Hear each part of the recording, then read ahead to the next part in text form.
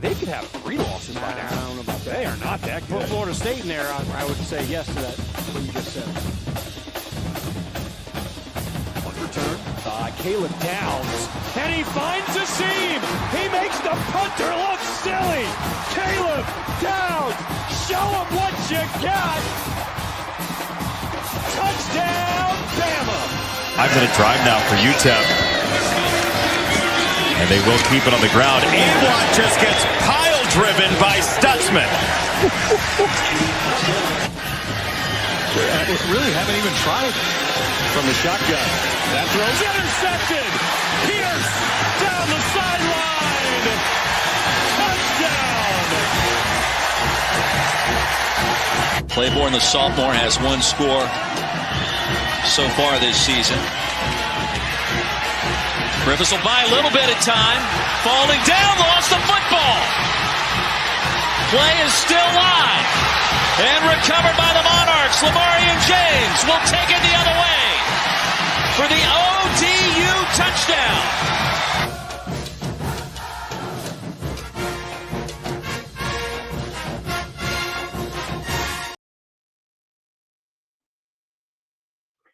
Welcome back to Devy IDP Grind. I'm at Hollywood Titan. I'm joined by my co-host at Justice. What's going on, man? Not much, man. Just watching some March Madness. We had one good game last night. The other one wasn't good at all. Oh yeah, well, I won't say it wasn't a good game to Alabama State because Alabama State was a good game. That was the good one. The North Carolina game wasn't good. Oh, I thought you was talking about the other one that went into triple overtime, 100 points. I forget who it was. It was an NIT game, but it went to triple overtime. Yeah. I watched the 2 NCAA games. But yeah, the Alabama State game. That was crazy at the end, man. Like just crazy. Like the last minute of that game. Cool sidetrack note here. A guard for Alabama State. His name is Micah Simpson. I actually coached against his dad and him in youth football, and he played against my sons. So yeah, here in Morristown, Tennessee. So he was a star then. He could do everything: football, baseball, basketball. So I'm not surprised that he did so well. So yeah, it's kind of cool to see him on the big stage. I was like, heck yeah. But they got a tough task with Auburn tomorrow. Oh yeah. Yeah. But yeah, March Madness is going on. Spring practice is going on. Spring practice. Speaking of the spring transfer portal window opens on April 16th, which is about a month away. And then it closes on April 25th. So you got a small window there. I'm sure there's a butt ton of players lined up ready for this thing to open. That could be a crazy week. Well, I mean, people have already announced they're in the portal, so yeah, they've been announcing it for a while. So, Ohio State Buckeyes announced that linebacker C.J. Hicks is making a transition from linebacker to edge, which I thought was kind of interesting. Yeah, it is interesting, especially with all the young talent that they're bringing in, right? I mean, they got Caden Curry, who's kind of the veteran. They got some younger guys. I was like, wow, this is kind of interesting. But I guess for him, it kind of makes sense because he really wasn't making an impact at linebacker. So no, but he's only 233 pounds. So yeah, I don't know how much of an impact he's going to make at edge because traditionally, Ohio State likes bigger ends, right? They, like Jack Sawyer, JT Tuamalo, they're more in that bigger because they run a 4-3 mostly, so they're in that bigger edge set, right? Like Aiden Hutchinson was at Michigan, that bigger build type of DN. So yeah, I don't know how CJ Hicks is going to, unless they've got some kind of scheme change that I don't know about. But I mean, I know some people that follow it pretty good, and they've not mentioned anything about it. So this is kind of a head scratcher. Yeah, doesn't make a whole lot of sense, but like you said, maybe it's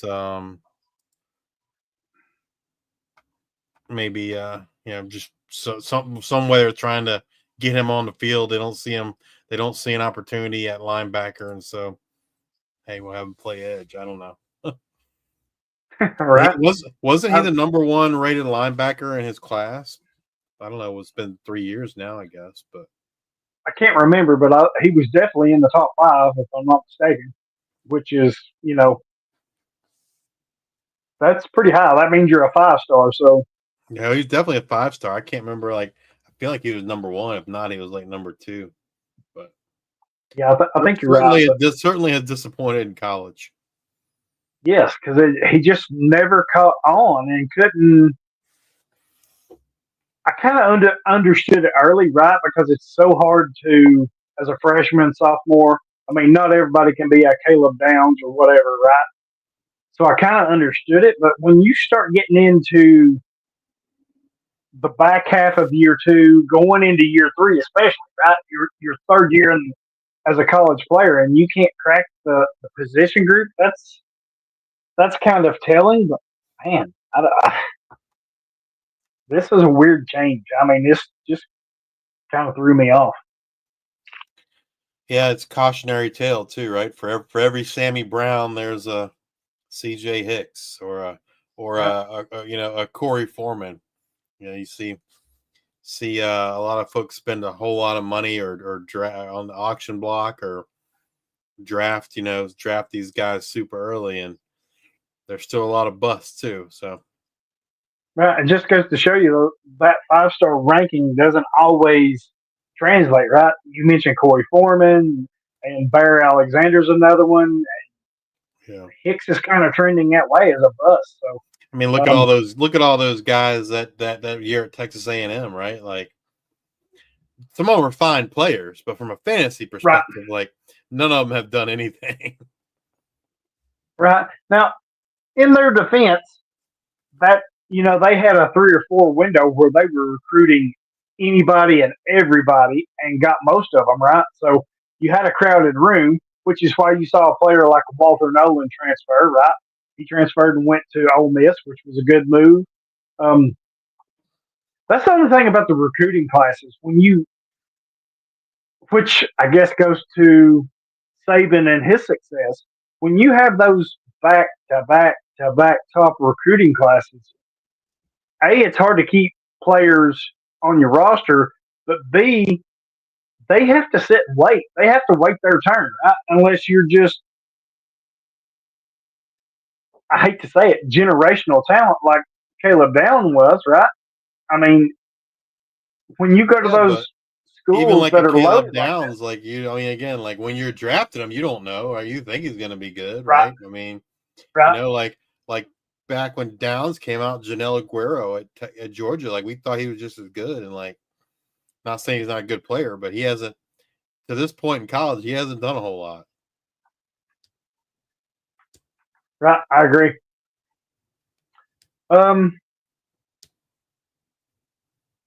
The new trend, we've talked about this a little bit. The new trend in college football is hiring GMs now. This is something, when you say the word GM, you think NFL, right? So the Oklahoma Sooners hired Senior Bowl executive director Jim Nagy to be their new general manager.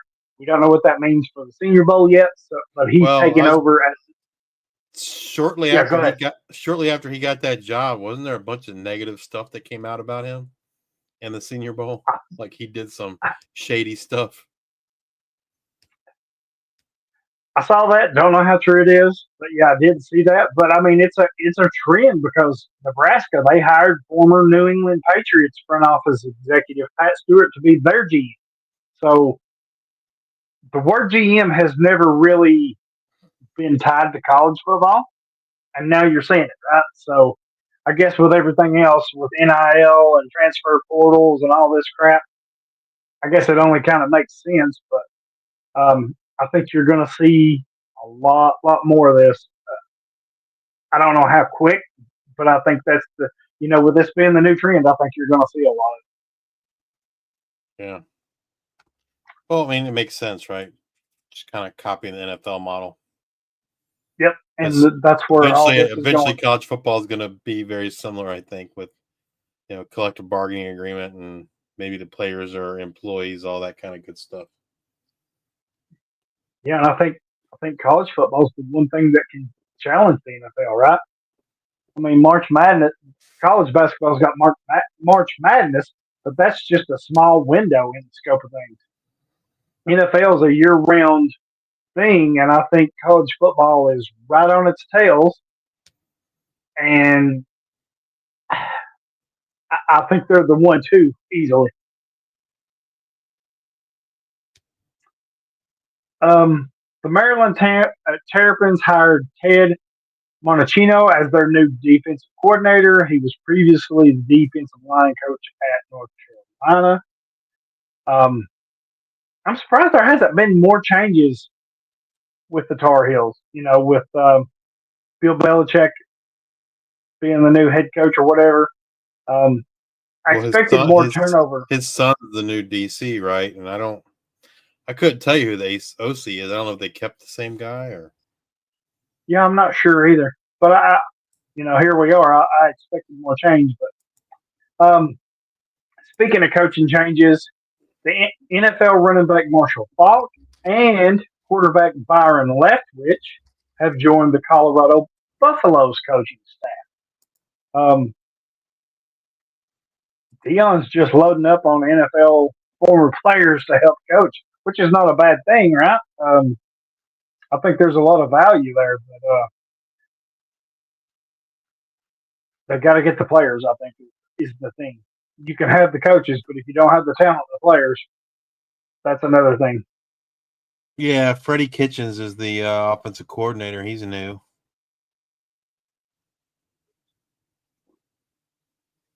And while we're talking about Colorado, you texted me something the other day. So, oh yeah, for all the crap that we kind of give Colorado and Deion, and I like Deion, I'm not a hater. I just think it's a lot of show sometimes. But he actually come out and had a great idea, and it's something that we've talked about the past few years. Spring games, right? Because they're going to, if you watch the Ole Miss, they're doing them slam dunk contests and volleyball stuff and all this weird stuff. And even the schools that just kind of do spring games, you got the weird scoring and you're not really showing a whole lot. You're just kind of out there going through the paces, if you will. His idea was, hey, and I think it ties into the NIL and this whole thing. Hey, if we're gonna kind of follow the NFL, let's model it after the NFL. Let's have a spring game that's actually a spring game. Bring somebody in here and or we go somewhere. Let's actually practice for 2 or 3 days and then actually have a game, which is like training camp for the NFL, and do it that way. And I love the idea. And after his thing, Dino, not Dino, but is it Dino Babers from Syracuse? No, it's he's not. Dino Babers ain't there anymore. It's Fran Brown. Fran Brown. Yes. Fran Brown's like, hey, we'd be willing to come to Boulder for 2 or 3 days. And I think that's a great idea. Great idea. The coach for Prairie View A&M said the same thing. Yeah, so I love that idea. I mean, I don't know how you feel about it, but I love it. I mean, because Deion's like, hey, you beat up on each other all spring. You kind of know what each other's doing.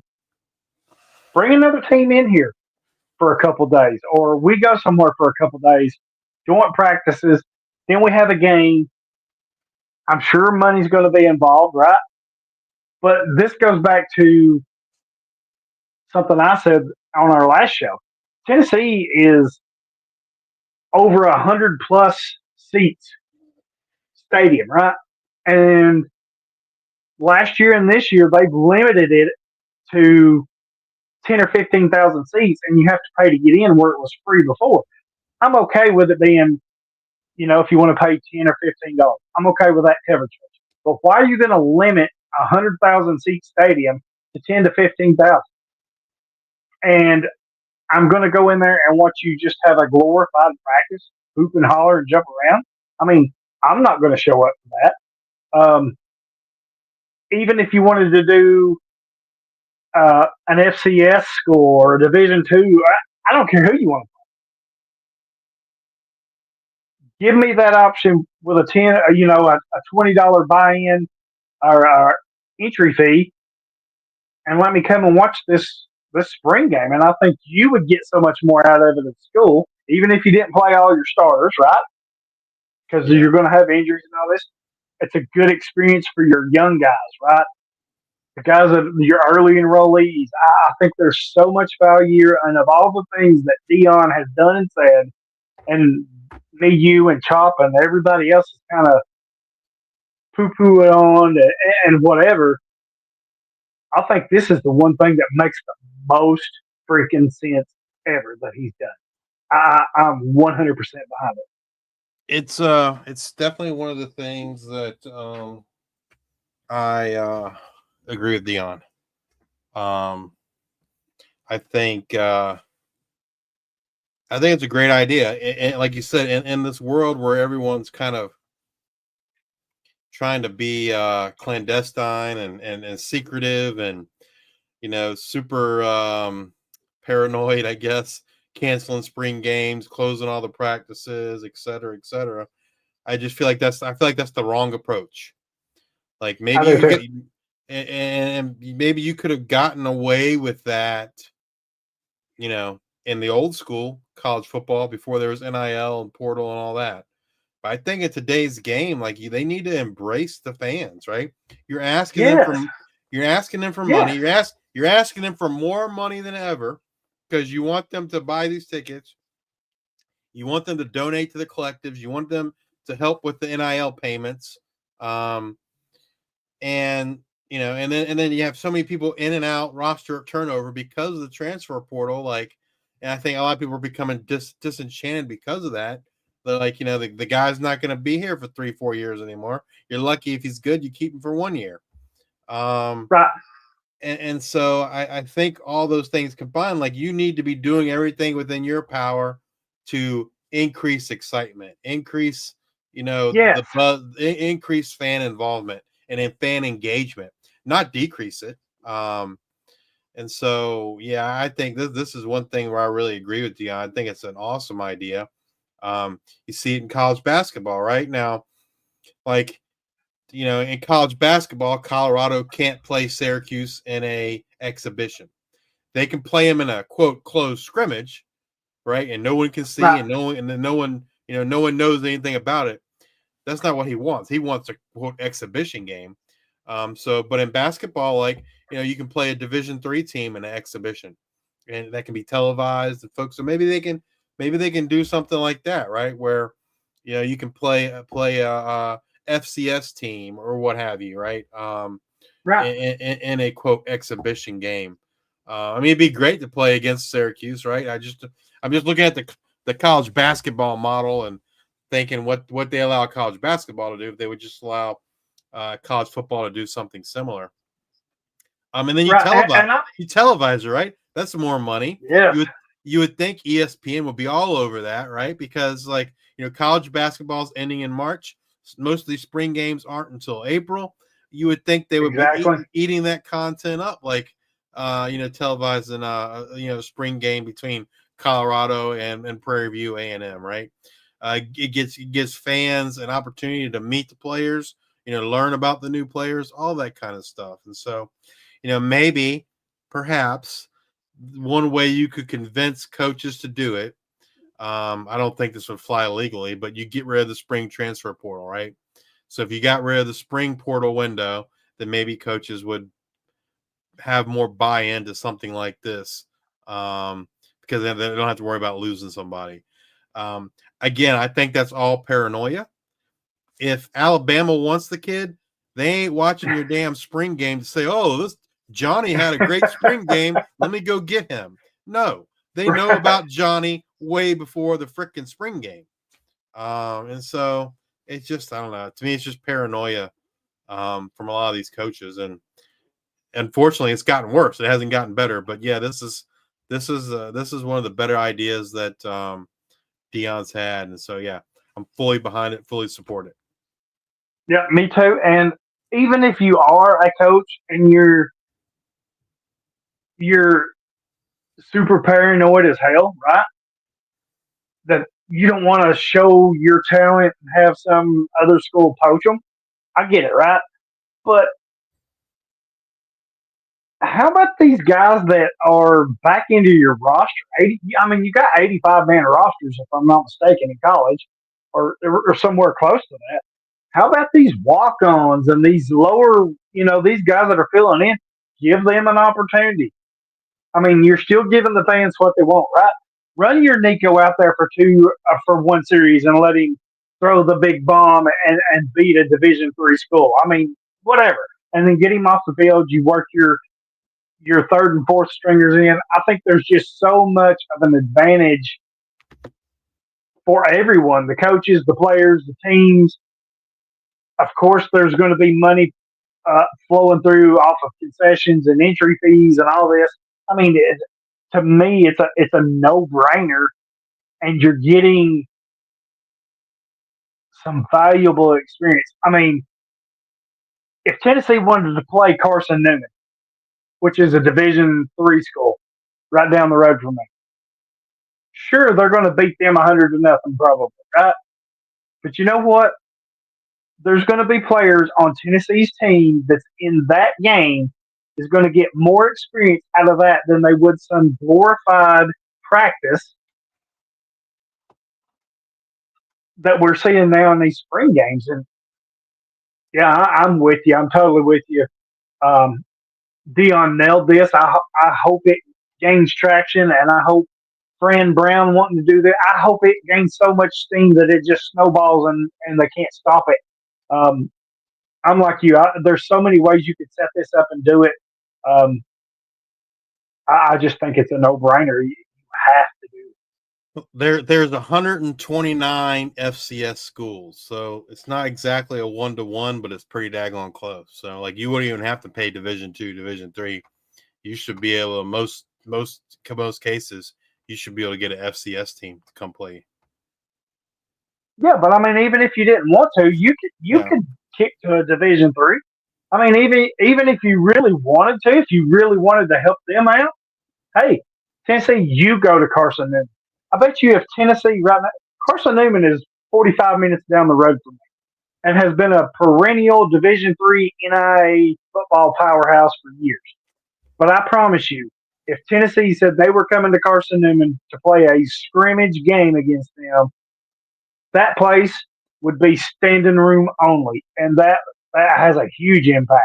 I mean, I don't know why you wouldn't do it, and I'm sure if you extended the olive branch and said, "Hey, we'll come to your school, but next year you're going to come to Knoxville," right? Just the money generated off this alone is worth it. You're giving the fans something that they actually want to see, right? You're giving your players some much needed experience that a lot of them probably wouldn't get in other situations. I mean, I'm like you. I think this is the smartest thing that Deion has ever said. So, good for him. I really like that. The NCAA Football Rules Committee proposed a timeout charge when medical personnel enters the field to evaluate players after the ball has been spotted for the ensuing play. So if a team doesn't have a timeout, they would be assessed a 5-yard delay of game penalty for each instance. And I think this is a clear message to this fake injury, quote unquote stuff. They spot the ball, a player's walking across the field, and all of a sudden he just falls down and grabs his leg. I mean, it's obvious. We all know what's going on. For all the shit that we give the NCAA, I think this is smart. I would rather see it be a 10-yard penalty than a 5. I mean, if you really want to nip this in the butt, I think get it. but I think there is no penalty if it only happens if they already spotted the ball. True. Like if you can get out there before they spot that ball, there's no issue. It's but basically gotta happen before the ball's spotted. Right. But let's think of this. And I see what you're talking about, but like Tennessee likes to run an up tempo pace. You're in the last 3 minutes of the game. Tennessee's on a drive, and they're literally players running and handing the referee the ball to spot, and then you have a player just fall down. Well, that player's going to have to be. But if that medical personnel gets on the field before that ball spotted, then there's no issue. That's fine. But how many times have you seen it? The ref spots the ball, and while Tennessee's sitting there, or whoever, the player goes down. I think this eliminates that bullshit, and we all know what that is. I'm all for it. I wish they could eliminate it altogether, but I don't know how you would do that. What I would rather see, I think, is if a player comes off the field or does that, then they have to stay off the field for like 2 drives or something. I don't know. I just rather see that because it's a catch-22, right? You're trying to stop the faking, right? But if a dude's really injured, he's really injured, right? And so in those situations, like you hate to see a team penalized because a player is truly injured. So I would have rather seen them do something, like I said, limit how many, he has to stay off the field for the rest of that drive and the next drive. Something along those lines. Before you went to this, to me, this seems like more of an extreme. Timeouts are valuable. Yardage can be valuable. And so, yeah, I mean, I wish they had went to some kind of intermediate step in between, I guess. But, Yeah, and I don't know that there's a right or wrong answer, and I kind of agree with you. And I've heard that coaches got no one to blame but themselves because they're the ones telling the kids to freaking fake the injury anyway. So that's true. I've heard it mentioned before, like if a player goes down and they come out, he has to spend at least 4 plays, which is 4 downs, right? I've heard, like you said, a whole series or maybe into the next series. I'd be okay with that, but I mean, there's so many, like you said, it's a catch-22 either way. And I think at least this is,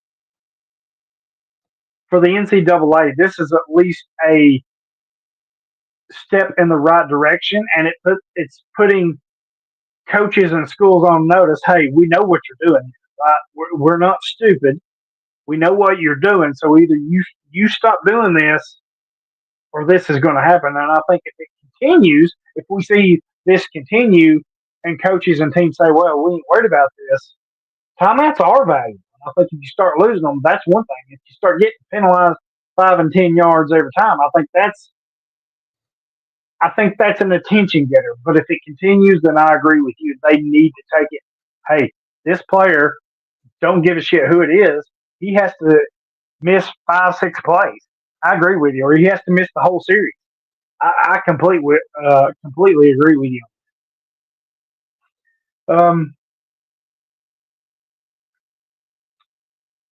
Almost lost my spot here. So this is something we mentioned in our last show, and you kind of, well, not you, but we both kind of said we didn't want to see this.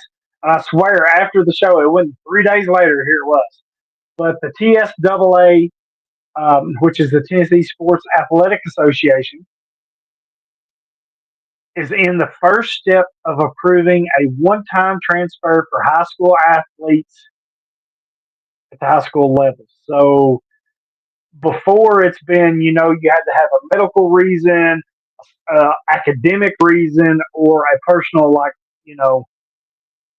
you're being bullied at school or something like that, or which is really, this is one too, but this has been the loophole of the workaround. Like, I don't know, your mother and father lost their job or whatever, and they had to move to a new county or a new city and get a new job, and you were able to transfer there, right?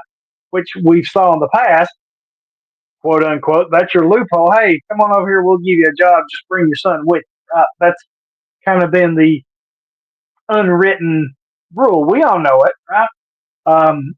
But man, now they're going to give, or at least in the early stages of giving kids a 1 year anytime transfer. I mean, we've already seen this at the college level. It's trickling down. The floodgates are about to open if they do it. And I think if you see one state do it, you're going to see them all do it. It's about to get insane. I don't even know. At this point, there's no way to stop this, I don't think.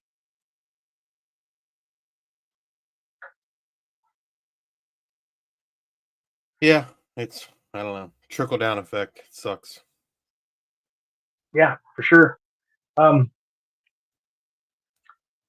Eddie George, former coach of Tennessee State, has agreed to a 5-year deal to become the head. Well, yeah, has agreed to a 5-year deal to become the head coach of Bowling Green, and we've already seen that his son has entered the transfer portal.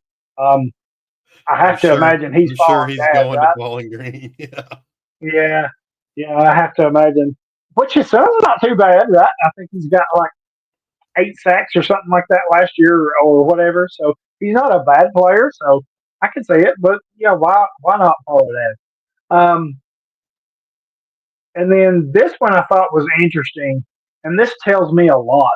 So EA Sports is going to increase their NIL payments from $600 to $1,500, which is what 250% increase for players that's involved in the game. Right? And we talked about That's the this. This is minimum. good. It could be more. Certain players would get more, like if you're on the cover or something. Right, right. Which when I saw this told me immediately that college football 2025 or 24, EA Sports, right? The sales off that game alone made more than they expected, and that's why you're getting this increase. I Well, mean, I I'm don't. pretty I sure mean, they I'm felt not like it saying was what going you to pay a said is lot. not. I'm not saying what you're saying isn't true. I think it is true. They did, but Right. I can tell you the reason why they're increasing this number.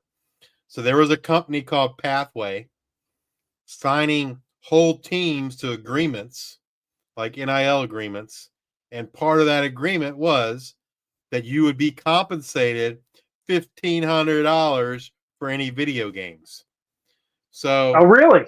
yeah, they're called Pathway Sports or something like that, and they had signed a bunch of whole teams to these agreements.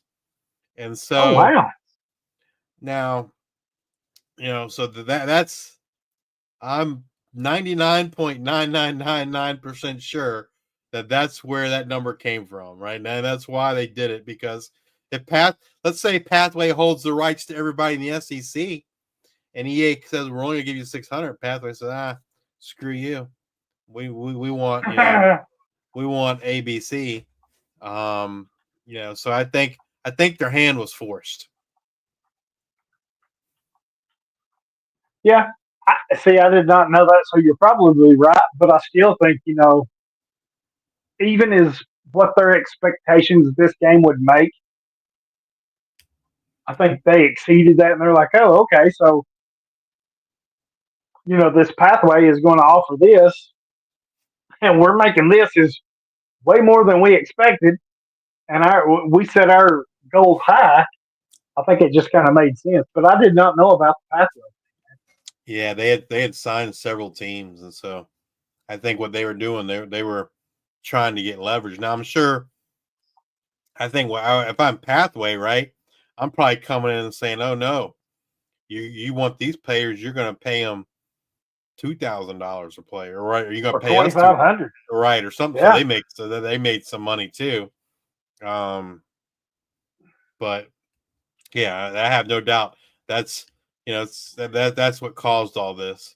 And I don't think it's a coincidence that the number is the same number, $1,500. yeah, yeah. I did not know that about that. So yeah, that is very interesting. Before we get to our 5-star topic, we have some league openings. We have our good friend Choppy has some openings in some C2C leagues with IDP. He has a couple openings in NFL IDP league with salary cap, and he also has some openings in an IDP only NFL league, which me, Justice, some others, Trip, Kyle, um, Chop. There's a lot of good. Doc is in that, so there's a lot of big names, but there's some other guys in that too. So if you're interested in any of those leagues, especially the IDP only league, we would like to get that one filled as soon as possible because it's unique in that we draft before the NFL draft. So we're kind of up against it here. I think there's 2 or 3 openings this year for this league. So if you're interested in any of them, reach out to me, Chop, or Justice. Me and Justice can get you in contact with Chop and get you set up there for sure. If you're interested, great leagues, great commissions, a lot of fun. Like I said, different varieties. You got your C2C with IDP. You got an NFL contract league, and then you've got the IDP only NFL league. So if you're interested in those, please hit us up, and we'll get you set up. I would say the NFL only IDP league is pretty unique, and that's why I joined it. I'm in a lot of NFL leagues have IDP, but because the uniqueness of the league is really the reason I joined it. Like Hollywood said, we draft before the NFL draft, and the roster sizes are really big. Like they're deep. You're not really picking up anybody impactful in free agency waivers. Okay. It's that's just not happening, right? I mean, you got 12 owners. We have 50 man rosters, might be 58 man rosters. Something like that. And then we got like 20 on the taxi, I think. Like 20 on the taxi squad, injury reserve. And so, like I said, you're really not picking up anybody of consequence in waivers or anything like that. You know, it's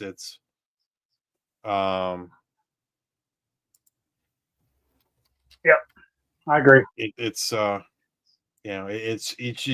so the draft is important. But I do know that the plan is with these vacancies to kind of have them do a dispersal draft.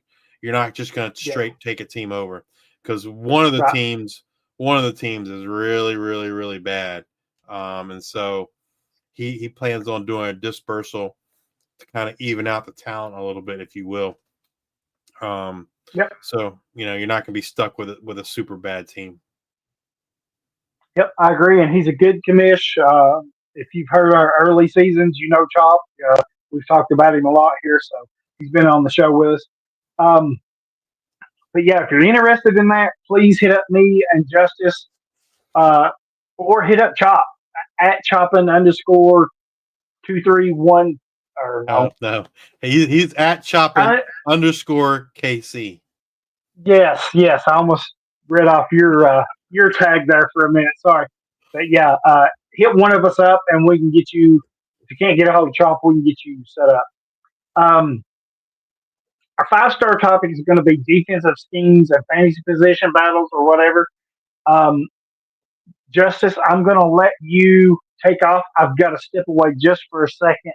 Our house cat's got some kittens in here, and she's demanding my attention for just a minute, but I will be right back. So if you want to go ahead and take off, I can hear you, and I will catch up as soon as I get right back. All right. So this came from our good friend Dougie.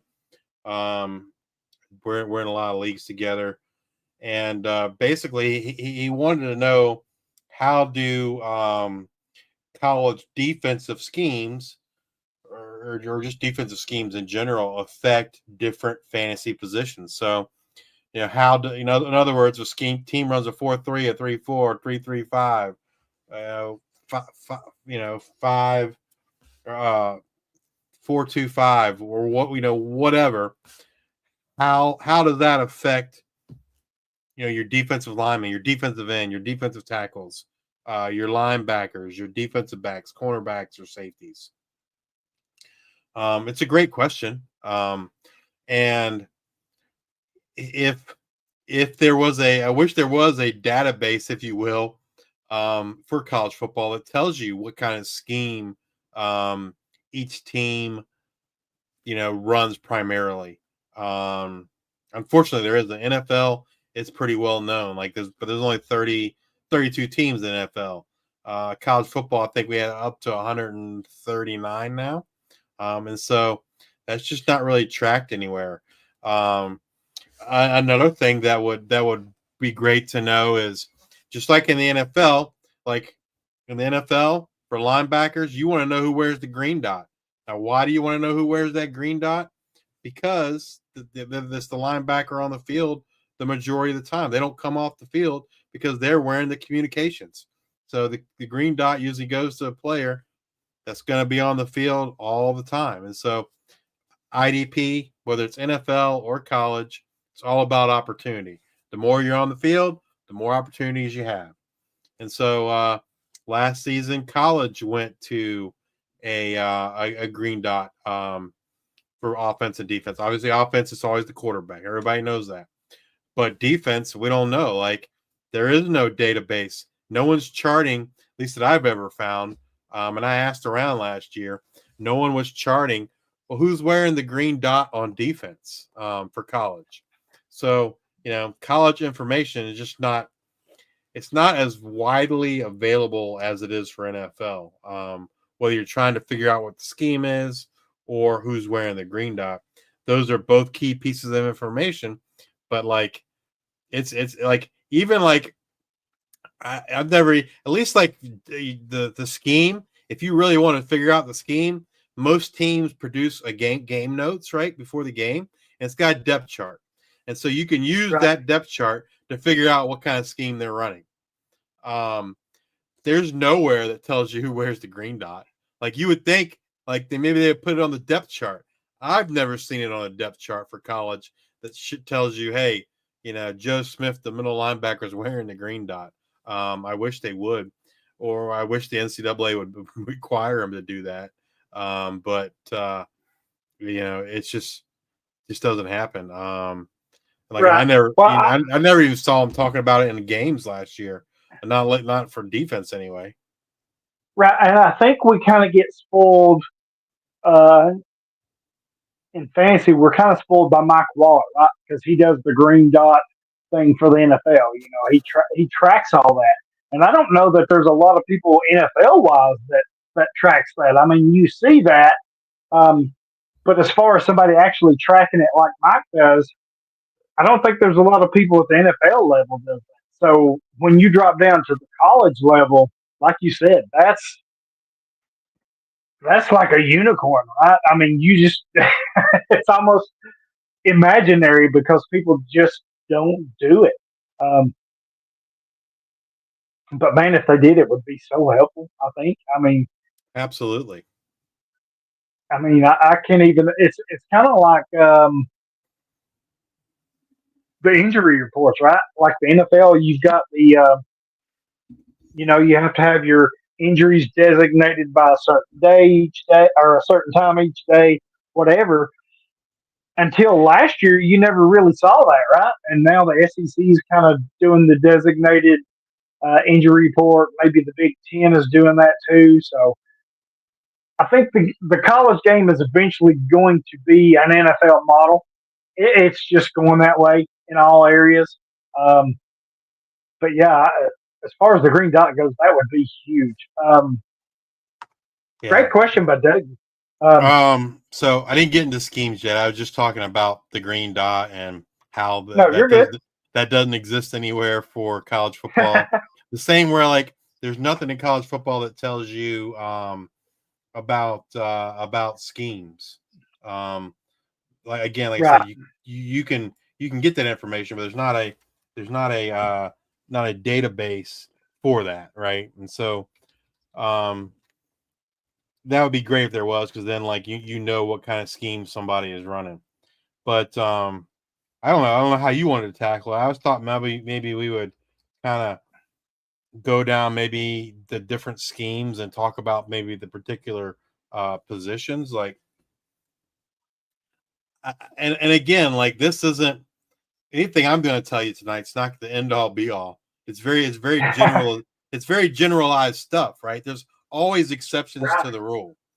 But I can tell you, generally speaking, if a team runs a 3-man defensive front, I don't really care about the rest of the backfield. I'm going to talk about the defensive line right now.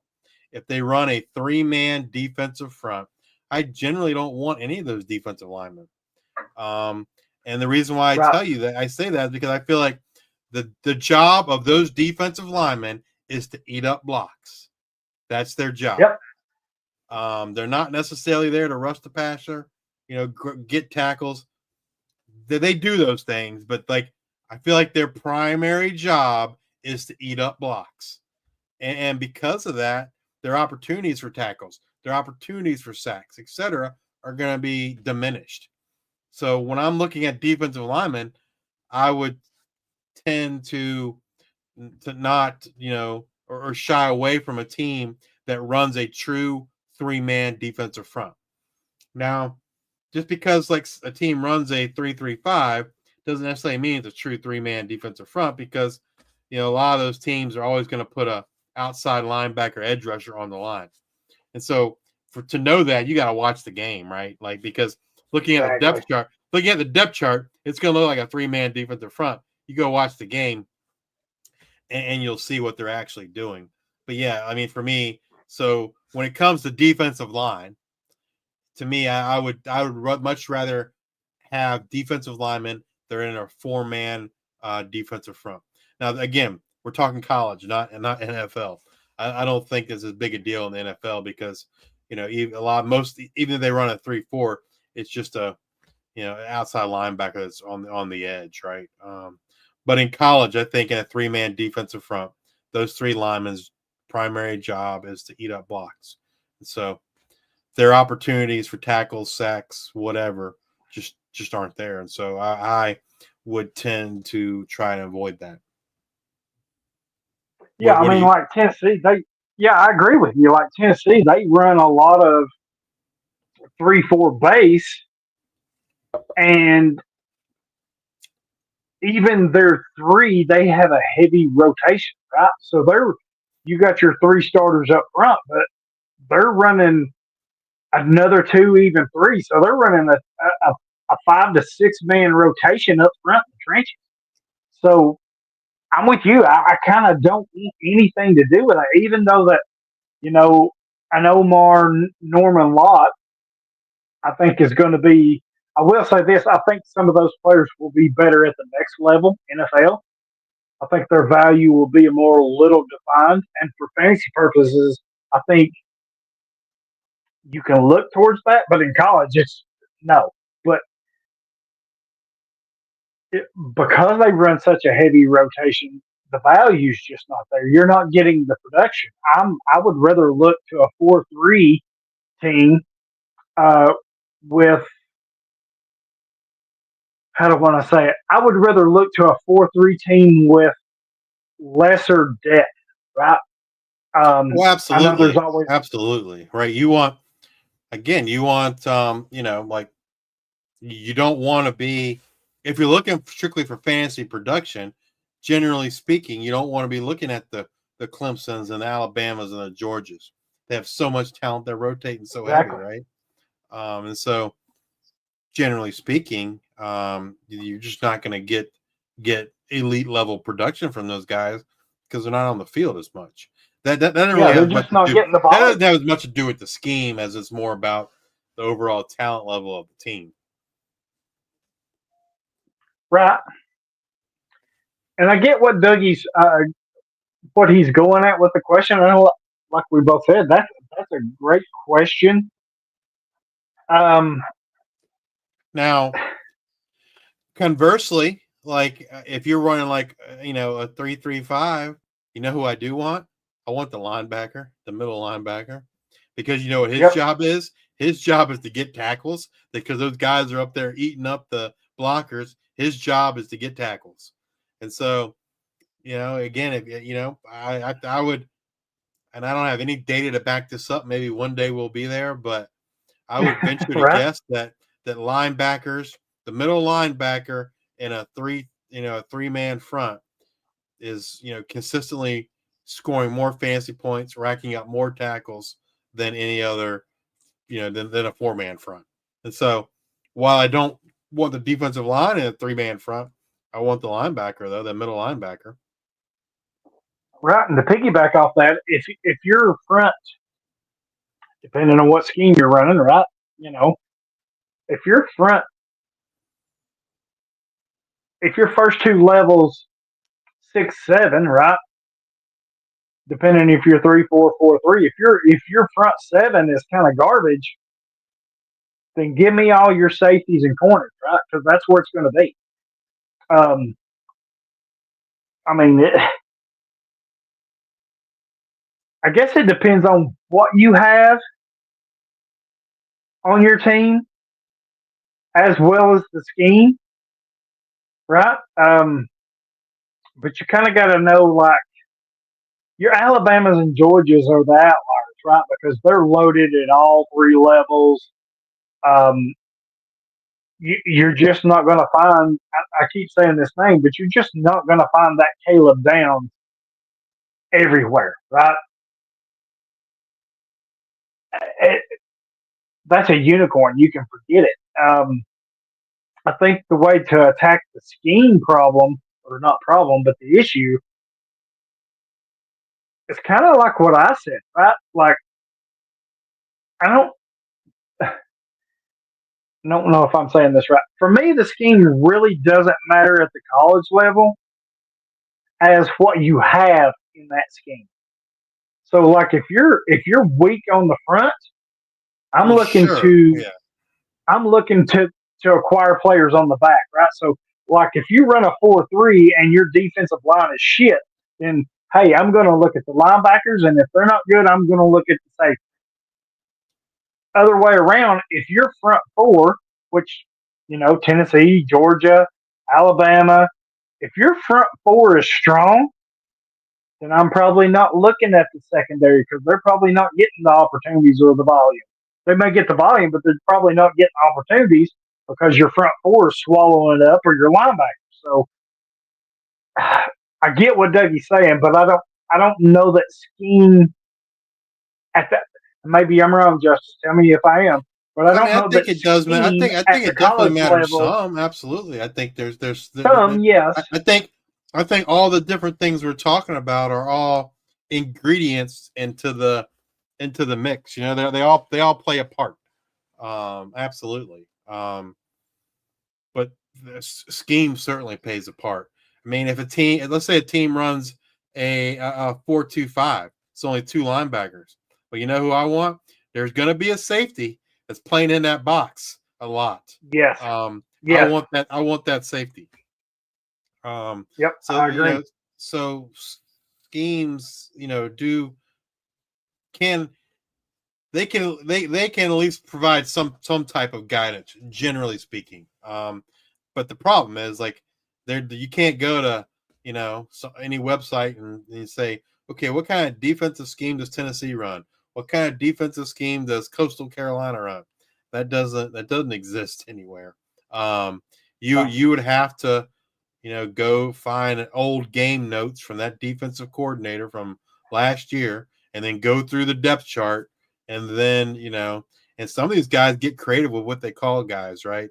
A bandit, jokers and bandits, right? Yeah. They call them all kinds of names, and then you got NASCAR, Nitro. I mean, it's crazy, and you have to, even if you think you know what those are, NASCAR, Nitro, bandits, jokers. That could be a linebacker. It could be a safety. It could be a defensive end standing up as an outside guy. I mean, you would really have to do some digging to, like you said, to try to figure all that out, because it's just not readily available. And nowadays, with a lot of teams that play three safeties, one of them is really a slot corner. Not really a safety, but they don't call him a slot corner. They call him a safety. And like, yeah. and you go to rosters, like that's generally speaking, that's no help because you know what it says for almost every defensive lineman, defensive line. It's Yep. not very often do you see defensive end or edge or defensive tackle. And you're Sometimes they seeing might the have same thing in the secondary. It's going to defensive back instead right of corner defensive back. It safety. doesn't tell you Yeah, cornerback or safety. right. So yeah, the rosters aren't help either. It's just and I think a lot of the problem is just the sheer volume, right? I mean, Yep. it's NFL to capture all that information is easy, a lot easier. There's 32 teams. Right. Division One 32 is FBS a lot college different from 140. 100 exactly, right? And so like it's a lot of work. Me and Luke have been working on a coaching database that goes all the way back to 2016, and Oh, wow. it's head coach, offensive coordinator, defensive coordinator, and I think we've finished all the G5 now, and so now we got to work on the P4. So, like maybe one day I'll go in there and figure out all those defensive schemes, but that's not easy either. There might and some teams don't keep the old game notes, so you can't even go back and look. Right. But yeah, it's just it's a very manual effort to capture all that information, and nobody does So I don't know that. nobody does it today. No, no. Which goes back to the Mike Wallard. I mean, he's like one of the few that does the green dot for linebackers in the NFL. So, you can only imagine trying to find something in college. Right? I mean, it's like you said, it's Yeah, there's nothing that tells almost you. non-existent. Yeah. There's nothing that I could find that tells you who's the guy wearing the green dot. So I don't know. I mean, this is a great question by Dougie because it's led me to something else here. And I don't know that I've ever asked you this. And again, great question by Dougie. But do you, in general, IDP overall, NFL, college, and I know there's a lot of variables in that. Do you personally have a scheme preference when it comes to fantasy? Not like general football, but like when you're looking at your fantasy teams, is there a scheme preference for you? Like, are you looking for a 3-4 based on? I mean, again, position You mean matters, like right? you mean like do I want to see like how many people we start in fantasy? No. Like, um, crap. Like for your fantasy teams, like if you're looking for a safety, are you going to a 3-4 scheme? Are you looking at a 4-3, a Well, like 3-3-5? my first choice would be 3-3-5 or Right. 4-2, either 3-3-5 or 4-2 safety. So Those would you're be looking my at schemes for safety. You want to look at schemes that will have minor linebacker play, right. right? Or minor defensive line. Like a 3-4 would be safety wise would be better for you than a 4-3, correct? Because you got that extra But defensive lineman. but yeah, I mean, like in a 3-4, you assume one of those four linebackers is coming up, and so but the pro and in a true 3-4, I don't know I don't know that it really matters as much because, but I mean, yeah, to a certain extent, yeah. What you're looking for is the defensive back that might have to come up and play. He's a defensive back / linebacker, right? That's ultimately what you're looking for, I think. A team that and then and if they're only playing two safeties, they could be playing two deep safeties, right? You don't want those dudes. They're in the back of the, they're sitting there in the back and they're getting interceptions or whatever, but they ain't racking up no tackles. I mean, I just Right, look at right.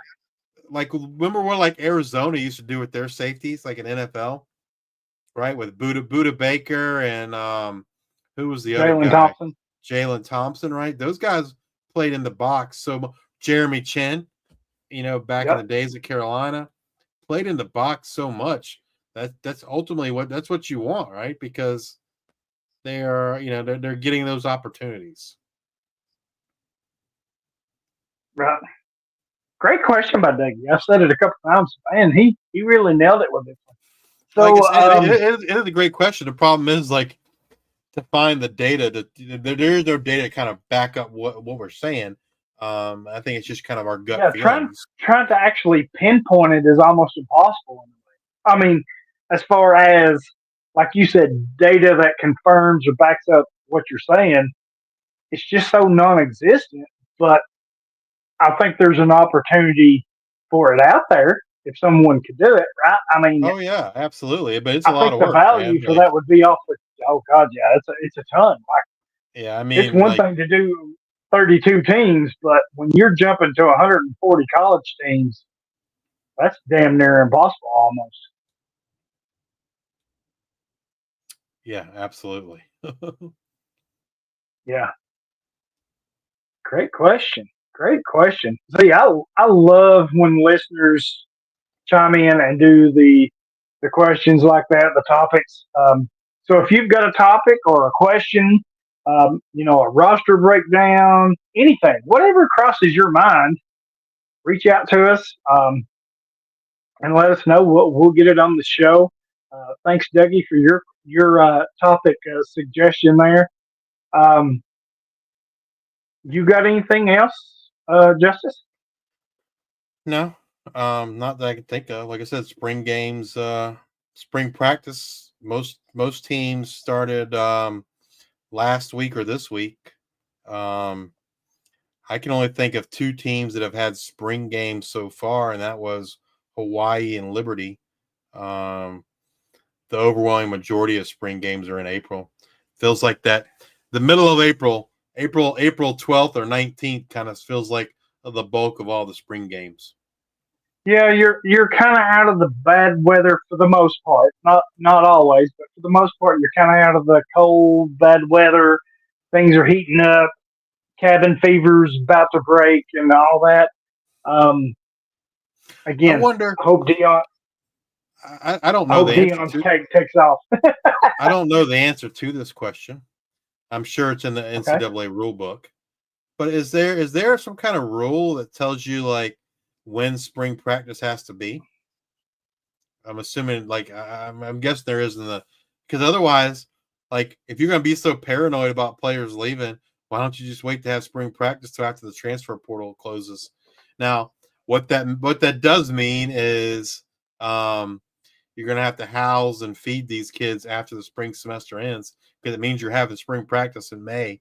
Um, but like there must be some NCAA rule that dictates the times when you can have spring practice. Otherwise, I feel like some coach would already try that by now. Right? Like I'm not going to have That's a spring. good We're not having question. spring practice till May because May 1st is our first spring practice. April 30th is when the window closes. There's gotta be an NCAA rule that. Yeah, that's a good question. I'm gonna try to dig into that. I never really thought about that, but I'm sure there is, or like you said, somebody would have There's already there's got to be because somebody would have done tested it. that, right? Yeah. Yeah. Um, Interesting. I've never thought about that. No, Yeah, I I'll just try to look literally into just that. thought about it. Um, Again, we've got some openings. I say we, but Choppy has some openings C to C, which is campus to Canton, which is college and NFL. So if you're interested in that, let me know. He's got an NFL contract league, which has IDP, which is a great league. I think he has a couple openings, or well, he does have a couple openings, but some really great owners in that league. And also the IDP only league, NFL only, IDP, large rosters, a lot of taxi spots. I think there's a lot of injured reserve spots as well. So I think it's something like, I want to say 60 or 70 main roster spots, 20 taxi spots, and probably like 15 injured reserve spots. So it's pretty deep rosters. Really fun league. Me, Justice Chop, um, Dynasty Trips in it. Kyle's in it. Doc from DFF is in it. So there's some really good managers in it. We just need a couple more to fill out. It's not for everyone. But like Justice said, it's unique. That's the appeal, right?